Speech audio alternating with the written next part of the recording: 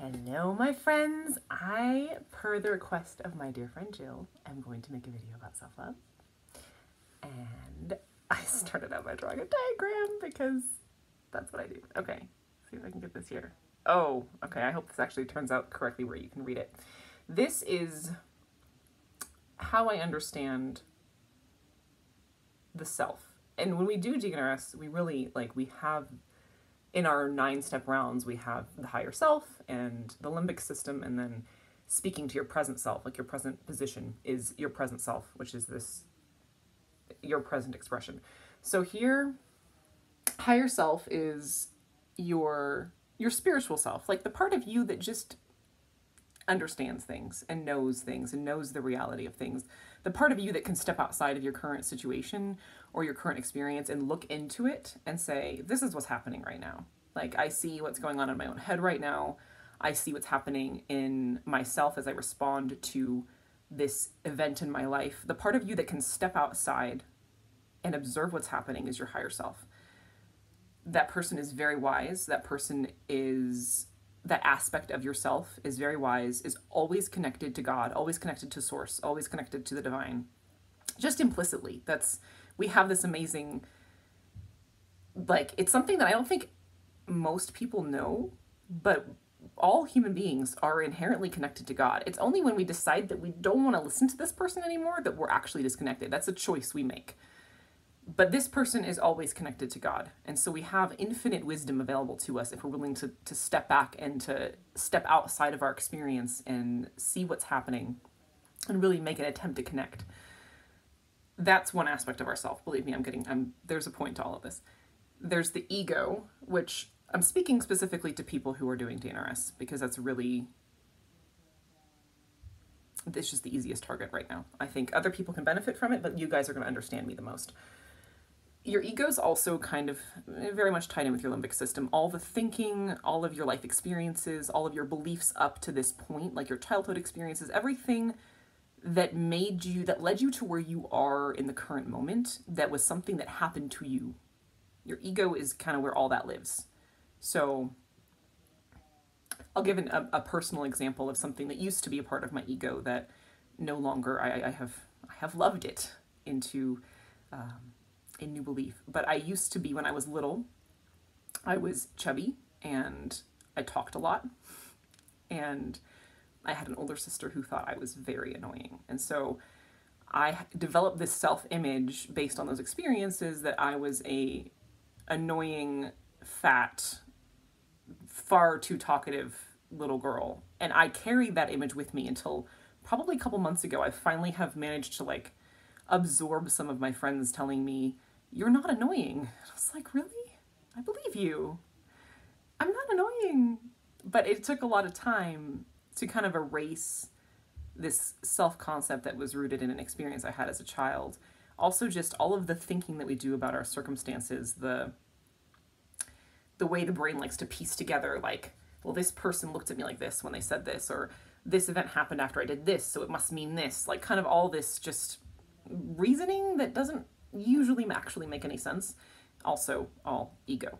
The feeling that some people, and I realize having an ego is optional, which is fantastic, and there's this experience of having an ego, walking into a room or to a place and having this what do people think of me? You can just feel the energy of wondering what people thinking about you and how they perceive you. And if you have an active limbic system impairment or some sort, you'll kind of begin to think you'll absorb judgments from other people's heads that you don't even know are there. This person thinks I'm fat. That person thinks I'm whatever. Is this person judging me because my kid is yelling too loud? All of these kind of questions that arise in the mind are all part of the ego. And it's really all a big lie, because the reality is, number one, probably no one's thinking anything about you, because people are absorbed in their own egos and in themselves, and they don't even notice you. Or if they do, it's hey, a person. They don't care. Quite frankly, people do not care. And they're not. And even if they did, this is a huge clue in, because this is a belief that I've picked up that's really helped me with self-love. And people don't think about you. And if they did, what they think about you stays in their own head. It doesn't matter. Just a quick tip on that. That's just a fact. But that's your ego. You can walk around too, kind of concerned with your own life and not caring what other people think about you, and that's living without an ego, and it's fantastic. The combination of those two things is your present expression of self. So this is the person who's always evolving. This is you as you are right now, always evolving. And it could be evolving towards what your ego is inputting into you, or evolving towards what your higher self is inputting into you. Okay, now this is where we actually get to the part of loving yourself. Your higher self is your most authentic self. This is your most evolved, highest expression of you that could exist. You know, people talk about becoming the best version of yourself. It already exists within you. It's your higher self. There is a person who has incredible potential, who is so talented, who has super unique gifts and is really patient and mature and loving and kind and has self-control and has confidence and has all the things you want to be are already inside of you in here. Whatever it is you want to be is already within you, and it's in this part of you. Self-love is focusing on it's this is kind of how I see it. Your ego gives you all this input, thoughts, experiences, physical sensations, relational experiences. It gives you all this input into your brain, basically, and it's kind of all tied up to the ego. You're experiencing this coming in. If you stay in curious observer, you can be observing what thoughts and what patterns and sensations are in line with the truth. This higher self knows that ultimately you are love. We are all made of basically God fabric. We're all made of love. And so if thoughts and sensations and things come into your consciousness that are in line with love, that's who you are. You know, if you see someone who is beautiful and has gorgeous hair or a really nice outfit on or something, and you think, wow, that person's just so stunning, and have a sense of appreciation, or the same thing about a tree or a flower or even a car, like it doesn't really matter. But if you have, like, that's you. That's a genuine appreciation. That's something that's part of who you are. When you encounter someone and you see them and you're like, you start making judgments, your brain starts just spewing out judgment after judgment after, whether it's positive or negative, it doesn't matter. If your brain just starts spewing out judgments, that's your ego. And there is a way you come into your higher self and you realize, like, you aren't your brain. You have a consciousness that is outside of your brain, and you can choose not to entertain those and to recognize those judgments as coming from a place within you where that part of you just needs love. Because what we're doing here, when you give that part of yourself love, all we need to do in order to achieve becoming our higher self is to affirm what is already us. So it's not always a lovey-dovey kind of thing.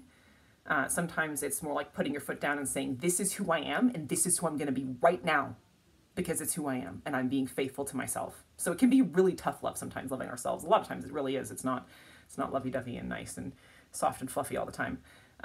Sometimes self-love is soft and fluffy, but most of the time it's more like putting your foot down and saying, this is what I stand for, and this is who I am. And when we do that, with each thought coming in, each sensation coming in from the ego, we begin to incorporate each one of those things. When we kind of choose to love that part of us that is having a judgment or having an experience that isn't really in line with who we are, and we choose to put love in that place, it then becomes a part of us. It becomes a part of our higher selves. And in doing this, in this process of self-love, and this is what I've discovered, again, this is love like capital L, unconditional, tough-ass love, like not gonna take a piece of anything from anyone. It is soft, but it is also the strongest thing there is. And it is very non-negotiable.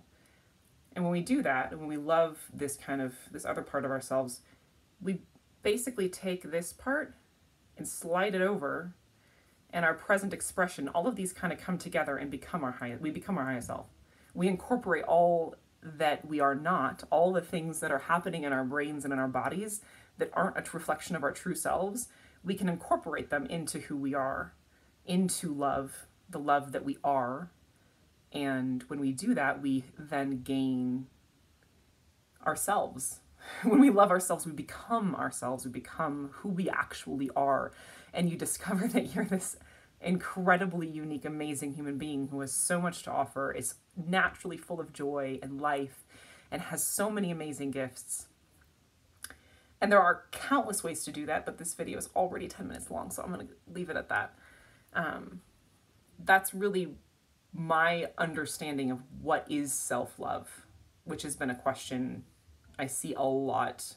What is self-love? Because it's not getting your nails done, and it's, you know, those things can be a tiny piece of self-love, but when I say self-love, this is what I'm talking about. It's this constant, this commitment to yourself that is so intense that you're willing to stay in curious observer literally every moment of your life, because every moment of your life your ego is going to be giving you input.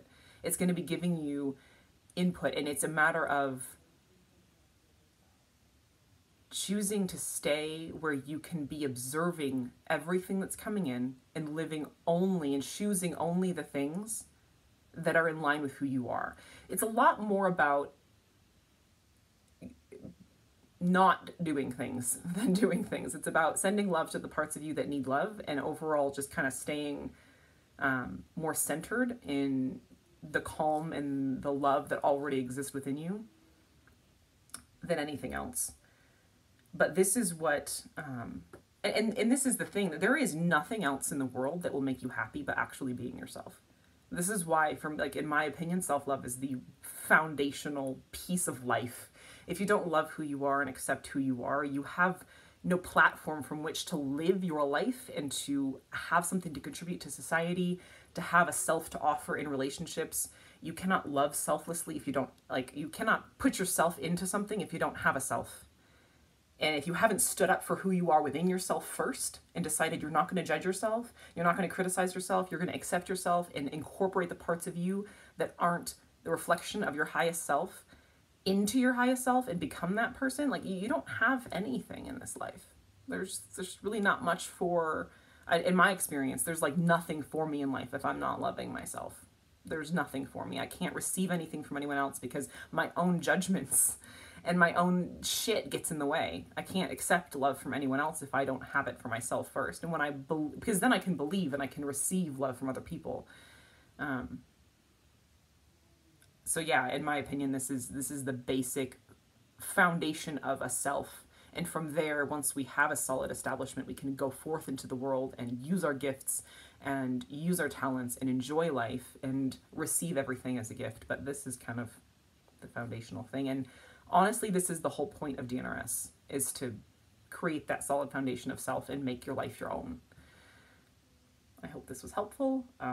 Always interested in people's comments, opinions. Even if you disagree with me, have at it. I'm not afraid of people bashing me or disagreeing with me or whatever. I like interacting with people even if they're mad at me. I like people. So, yeah, that's it. Let me know what you think. Mwah.